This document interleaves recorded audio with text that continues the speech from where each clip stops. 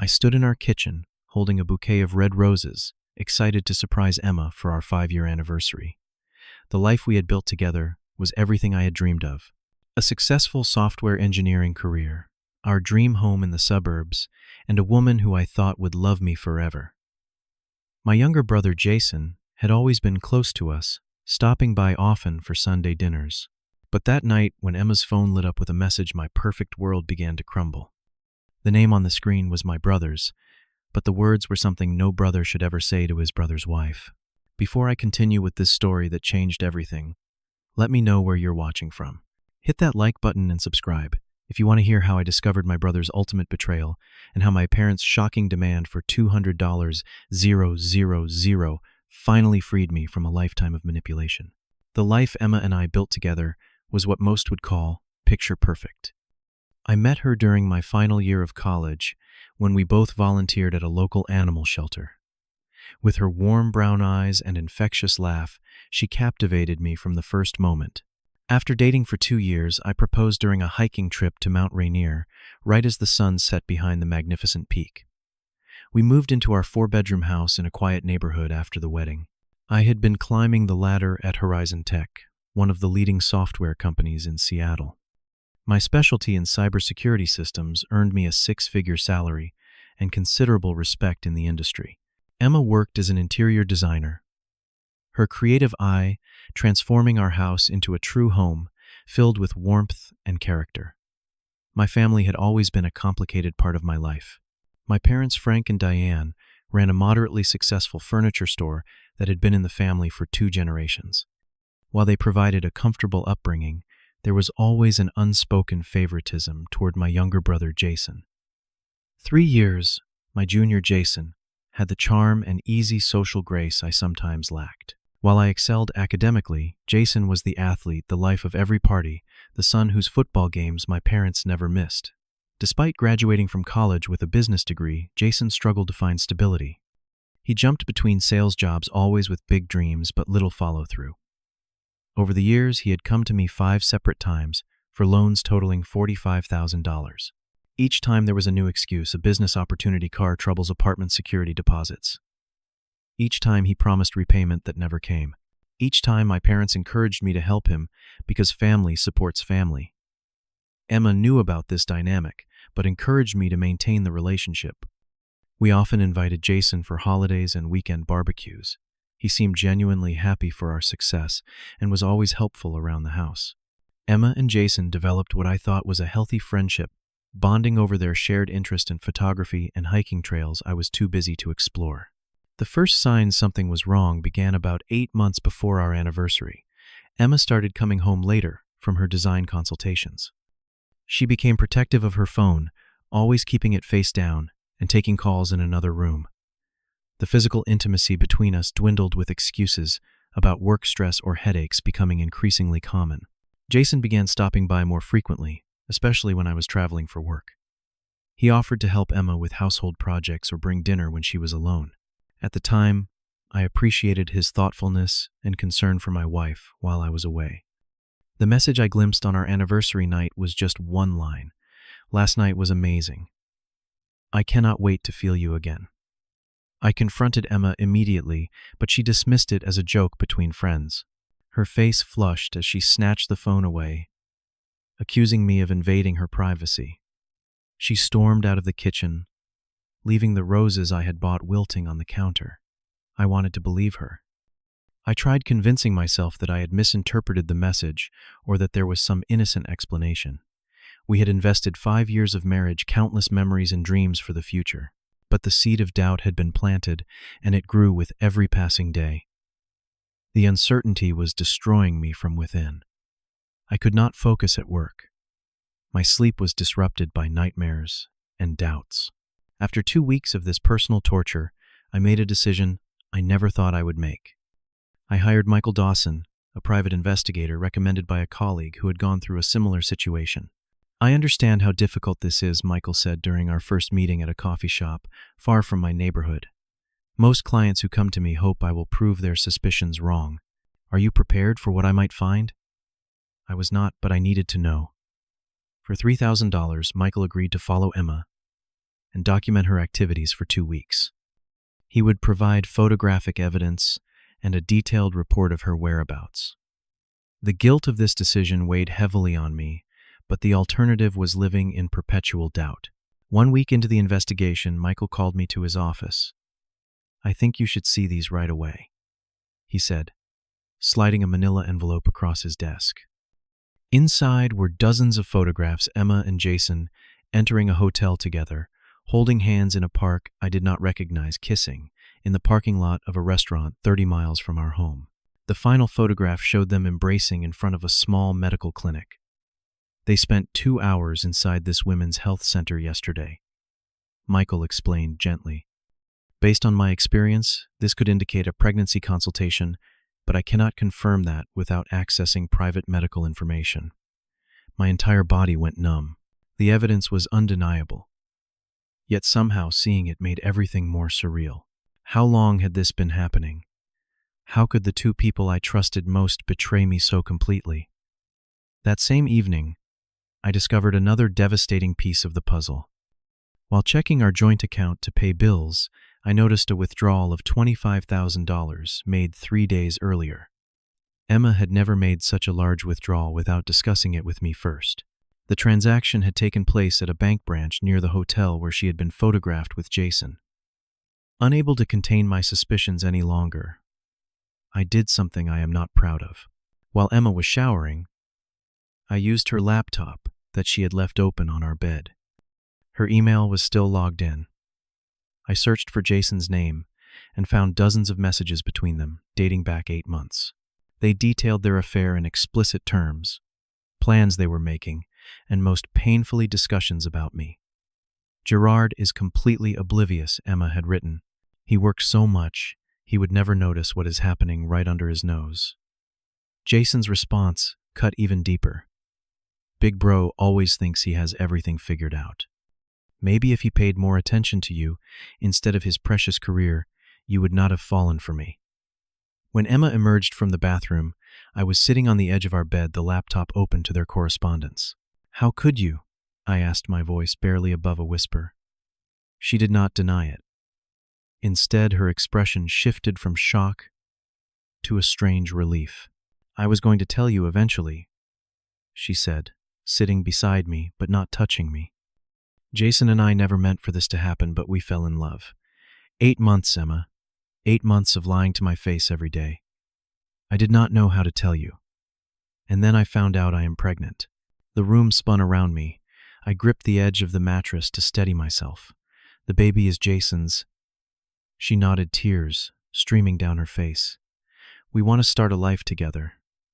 The money I took, we needed to put a down payment on a place of our own.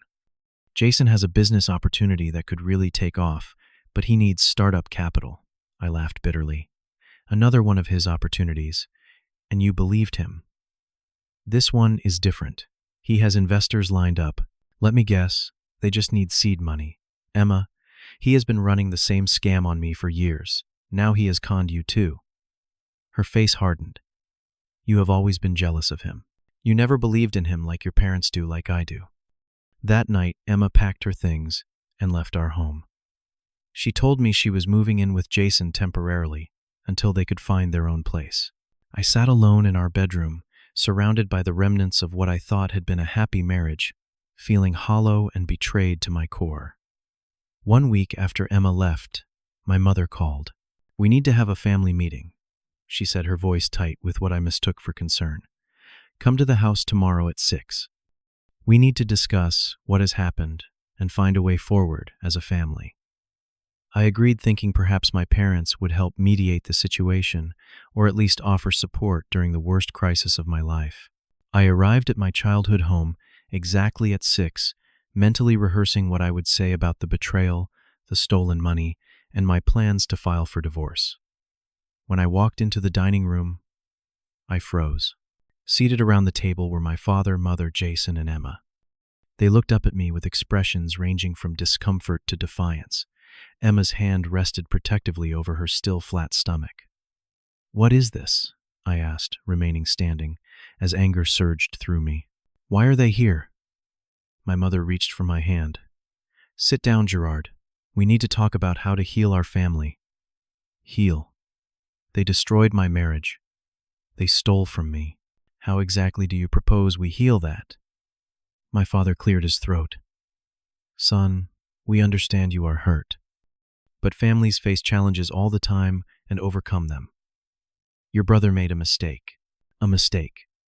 An affair with my wife that lasted 8 months getting her pregnant and stealing my money was a mistake. People fall in love in complicated ways, my mother interjected. Emma and Jason did not plan this.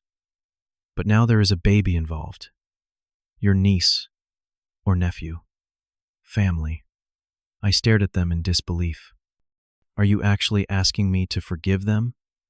We are asking you to consider the bigger picture, my father said. Blood is thicker than water. We are family, and we need to find a path forward together. Jason finally spoke, his eyes downcast. I know I messed up, Gerard. I never meant to hurt you. It just happened. Things like this do not just happen, I snapped. You made choices every single day for months to betray me. Emma wiped a tear. We were going to tell you properly, but things got complicated. Complicated by the $25,000 you stole from our joint account, I asked. An uncomfortable silence fell over the table until my father cleared his throat again. That brings us to another matter we need to discuss, son. The shift in his tone caught my attention. There was something calculated in his expression that I had seen before, usually when he was about to negotiate a major furniture sale. The store is in trouble, he said. Serious trouble. The new megastore that opened across town has been undercutting our prices. We have lost 60% of our customers in the last year. My mother jumped in. We have been trying to keep things afloat, but we are facing bankruptcy unless we can secure a significant infusion of cash. What does that have to do with me? I asked, though I already suspected where this was heading. We need $200,000 to pay our suppliers and restructure the business, my father stated bluntly. Without it, the store your grandfather built will be gone within 2 months. I laughed in disbelief. Let me get this straight. You invited me here, along with my cheating wife and brother, to ask me for money. Is that what this reconciliation is really about? My mother's expression hardened. That is unfair, Gerard. We want the family to heal, regardless. But yes, we do need your help. You are the only one in the position to save the family legacy. Where did all the money go? I asked. The store was profitable for decades. My parents exchanged glances before my father reluctantly admitted, we have been helping Jason with some of his business ventures. They required more capital than anticipated. You gave him money from the store? I asked incredulously. How much? About $150,000 over the last 3 years, my father mumbled. The pieces clicked into place. This was not just about an affair or a failing business. This was about a lifetime pattern of enabling Jason at my expense. I turned to my brother, who could not meet my eyes. Did you know they were going to ask me for money today? His silence was answer enough. This whole reconciliation meeting was planned as a setup to soften me up for a loan request, I said, standing from the table. You never called to see how I was doing after Emma left. You never expressed any genuine remorse for what happened. This was always about the money. That is not true, my mother protested weakly. We love you, Gerard. No, I said firmly. You love what I can do for you. There is a difference. Memories flooded my mind, my academic achievements that went uncelebrated while Jason's mediocre sports trophies were displayed prominently. My parents missing my college graduation because Jason had a minor surgery scheduled the same day. The countless times they asked me to be the bigger person when Jason took or broke my things without permission. I have been your backup plan my entire life, I realized aloud. The reliable son you only notice when you need something from him. Well, I am done. Emma suddenly spoke up. Gerard, I know you are hurt, but think about your parents. Think about the baby. Something in me snapped at her audacity. The baby. You mean the child conceived through betraying me? That is your and Jason's responsibility, not mine. Your grandfather would be ashamed to see you turn your back on the family business, my father said, his final manipulation attempt.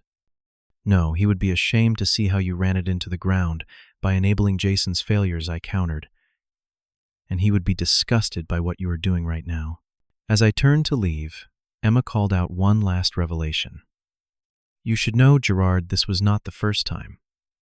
3 years ago, when you were dating Megan, Jason and I had a brief thing. We ended it when you proposed to me, but it never really went away. I stopped in my tracks, the wind knocked from my lungs. Megan had abruptly broken up with me 6 years ago, offering only vague explanations about not being right for each other. Now it all made sense. I looked at Jason, who at least had the decency to look ashamed. Did you know about that too? I asked my parents. The guilty look they exchanged told me everything. They had known and kept it from me, allowing me to marry a woman who had already betrayed me once with my own brother. I walked out of that house knowing I would never return. The following weeks were transformative. I channeled my pain and anger into decisive action. First, I contacted William Barnes, the most ruthless divorce attorney in Seattle. His reputation for aggressively protecting his clients' interests was exactly what I needed. The infidelity pregnancy with your brother and theft of funds from your joint account puts us in a strong position, William explained during our first meeting. She has no legitimate claim to alimony, given these circumstances, and the $25,000 she took will be counted against her in the financial settlement. I provided William with all the evidence collected by the private investigator and copies of the email exchanges I had discovered. He filed for divorce the next day, citing irreconcilable differences and adultery. When Emma was served the divorce papers, she called me in tears, claiming I was being cruel and vindictive. We could have worked this out amicably, she sobbed. Now you are dragging our private business through the courts. You sacrificed amicable when you slept with my brother and stole my money. I replied calmly before ending the call. Next, I secured my finances.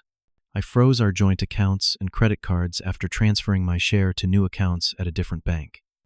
I discovered Emma had attempted to access our investment portfolio worth over $300,000 the day after leaving, but the requirement for dual authorization had prevented her withdrawal. My third action was perhaps the most cathartic. I wrote a detailed email to our extended family and close friends explaining exactly what had happened. I attached some of the less explicit photographs from the investigator and outlined my parents' subsequent behavior. I ended the message by stating I would be taking time away from all family connections to heal and rebuild my life. The response was overwhelming. Cousins, aunts, uncles, and friends expressed shock and support. My mother's sister Judith called me personally to apologize for my parents' behavior. Your mother was always blind when it came to Jason, she said. But this is beyond anything I could have imagined. You take whatever time you need, but know that not all family is toxic.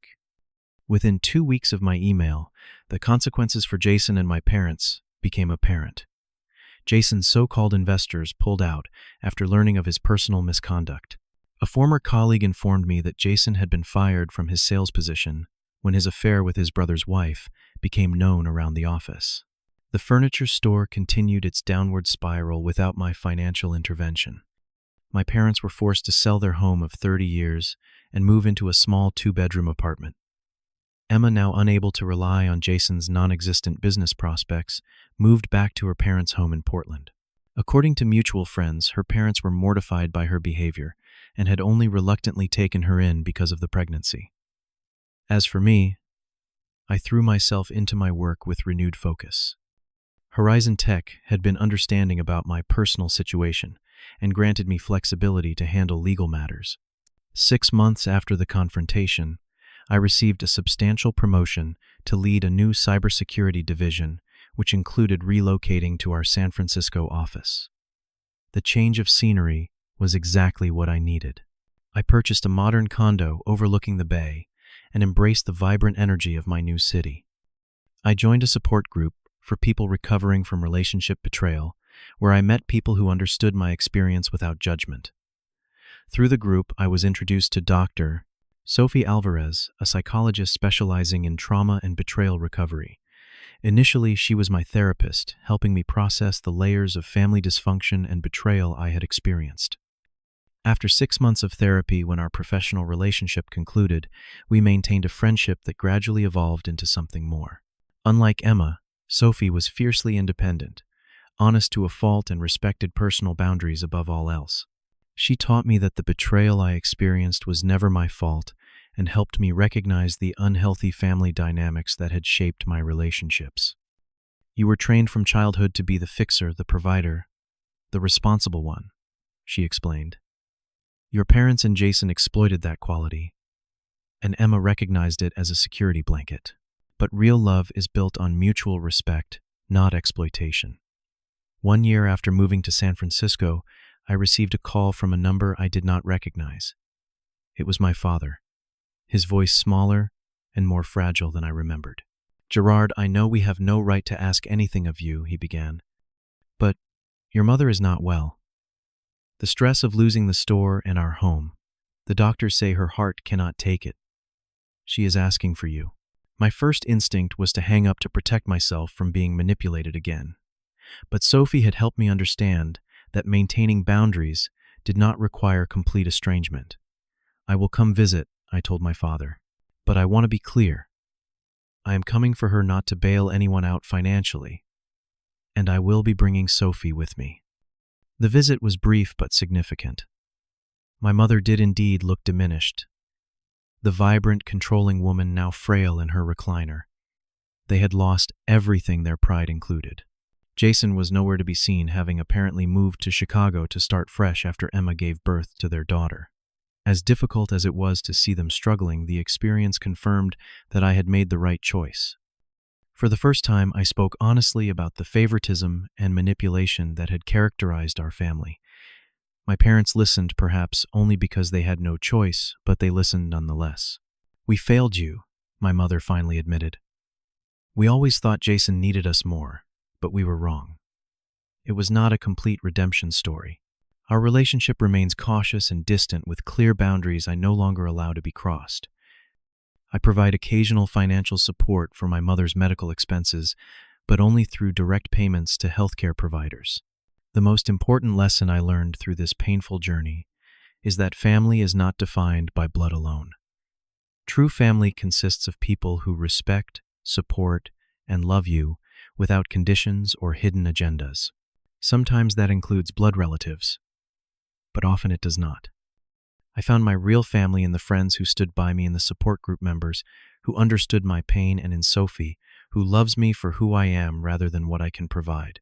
If you are facing betrayal or manipulation from those who should love you most, remember that you deserve better. Setting boundaries is not selfish. It is necessary for survival. Cutting toxic people from your life is not giving up. It is making room for something healthier.